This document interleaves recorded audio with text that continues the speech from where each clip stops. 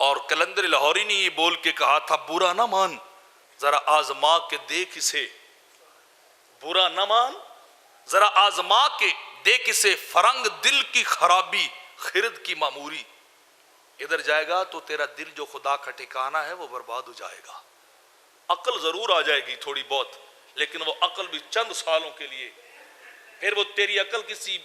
Old home کی نظر ہو جائے گی، پھر وہ تیری عقل جب تیرے وجود کے اندر کمزوری آئی تو گھر سے نکالنے کی صورت میں سامنے آئے گی،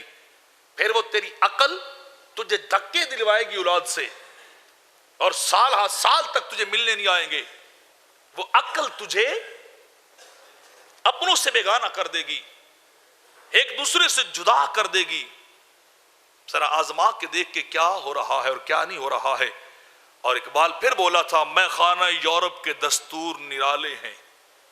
میں خانہ یورپ کے دستور نرالے ہیں، لاتے ہیں سرور اول دیتے ہیں شراب آخر، پہلے جسموں کی منڈیاں لگاتے ہیں، پھر شراب کے جام لڑکاتے ہیں، پھر جام پہ جام پیتے ہیں اور حیوان بن جاتے ہیں۔ یہ ان کے دستور ہیں، یہ ان کے انداز ہیں، یہ ان کے طور طریقے ہیں جن کے پیچھے انسان چلتا جا رہا ہے۔ آپ اندازہ لگائیے ان کی مخالفت، یہود و نصارہ غیر مسلمین کی مخالفت کا کتنا حکم دیا میرے آقا نے۔ کفار اور دوسرے لوگ اپنی مونچھیں بڑی رکھتے تھے، داڑیاں چھوٹی رکھتے تھے، فرمایا مونچھیں تم چھوٹی کرو، داڑیاں بڑھایا کرو، اللہ کے دشمنوں کی مخالفت کرو، تمہارے چہرے بھی اللہ کی رضا کے مطابق ہوں، مصطفیٰ کی سنت کے مطابق ہوں۔ تم مونچھیں بڑھاتے ہو، مونچھیں نہ بڑھاؤ، مونچھیں کم کرو،